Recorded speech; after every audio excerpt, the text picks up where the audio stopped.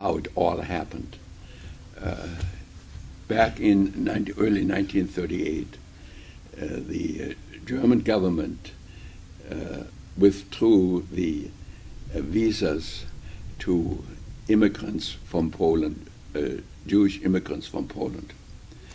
As a result of it, probably 10 to 20,000 people were ejected from Germany, and however, because the visa was revoked, the Polish government did not permit those people to come to Poland. So people were stranded between the borders of Germany and Poland. The son of one of the victims in this case, Hyman Greenspan, who lived in Paris, a 17-year-old, went to the German embassy in Paris, and the person he met was a fellow by the name of von Rath. Well, Greenspan pulled out a weapon, shot von Rath, and killed him. As a result of it, the following day, on the 9th of November, the German government ordered its adherents to destroy the synagogues in Germany and allowed their members to invade Jewish homes and destroy them. As a result of it, we have Kristallnacht. The police were warned that they should only interfere in case neighboring properties were to be endangered. This set the stage, and the German police subsequently arrested Jewish males between 16 to 60, and took them to concentration camps on the claiming that they were to be protected for their own good. The German people didn't know anything about it, but the party members had Jewish males arrested. And I, as it turned out, was one of those that was picked up at the railroad station the day following, and also ended up in a concentration camp. So suddenly, overnight, some 40 to 50,000 Jewish males ended up in different concentration camps. At that particular point, it was primarily a warning. The concentration camp had been set up shortly before that. It was a primitive barracks. Everybody was sleeping on straw. And at that point, they were practicing for what subsequently happened, to indicate to the Jewish minority that Germany was no place to be, and that Jews should try to go someplace else.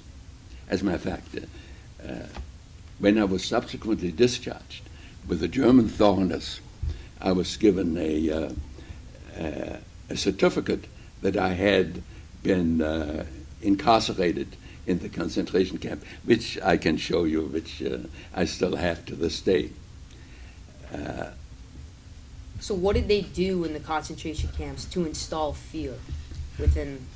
Well, as I indicated, suddenly they had 50 to 60,000 Jewish males. They were not prepared for it. So they would march them all day long. They would do whatever they could to demean them. They would stop the group and pick someone who conceivably was not as fast as the rest of the group, and would make him an example of being either sloppy or not responding quickly enough. And they had such beautiful words as "you dirty Jew," and other words similar to that. They would drop a handkerchief and tell that particular person, who could have been a 20-year-old member of the party, would tell a 55-year-old to hurry up and pick up that he would drop a handkerchief, and would tell him to pick up that handkerchief real quick. And if the person didn't respond quick enough, he would kick him or even further insult him. So there was an effort to demean the particular group, our group. And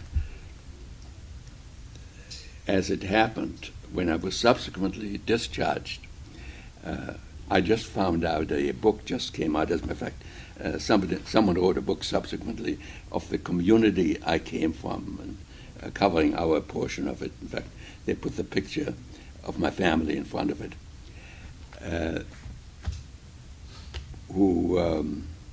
I found out in a book that just came out about 3 weeks ago that the Gestapo told the mayor of my town that he ought to keep an eye on me. I had been discharged for the purpose of leaving Germany.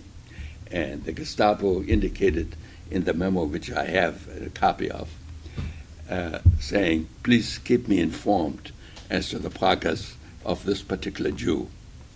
The way they address you, the word Jew would always show up first. The name came second. And that is the kind of atmosphere in which we lived at that particular time. So then you came to the United States in January of '39 by steamboat, right? Correct? I did indeed. And so at this point in time, you're in the United States at 19 years old. So what was your next step in life at this point? I had, because of what had happened subsequent to 1933, when I was 13 years old, my original plan was to be an engineer. So at German universities, in order to be an engineer, you had to have practical experience. So what my parents suggested, that I take an apprenticeship as a machinist, which I did at age 15. The system is slightly different than it is here in the United States, the educational system. So at 15, I actually was ready. I took an apprenticeship as a machinist, and I was 3 years into this apprenticeship when 1938 came along. And when I came to the United States, I did find a job as a machinist, and also attended night school at that particular time, because my English was quite limited. I had a couple of years of English, but as you well know, when you when you learn a foreign language in school, you're not quite fluent. And I most certainly was not, and I was very conscious of the fact that I was not fluent.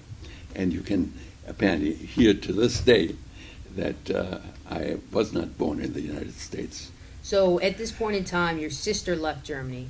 My sister had left before I had, and from the point of the United States, because I came from Germany, in spite of the fact that I had been persecuted in Germany, that I had been in a concentration camp and all, in terms of the bureaucracy, I was still considered to be an enemy alien, which meant that I could not volunteer to the service. When they called me, I could go. As it turned out, I was called in 1943, and at that particular point, shortly thereafter, joined the Counterintelligence Corps in the United States, not because of my education, but because of my language potential in terms of German, because the intent was to invade Germany, and which the division I joined subsequently did 10 days after D-Day, after June 6, 1944. So what did you do with the counterintelligence in the Army? Well, counterintelligence, and I would have to say that anyone who considers a military career All I could say is counterintelligence is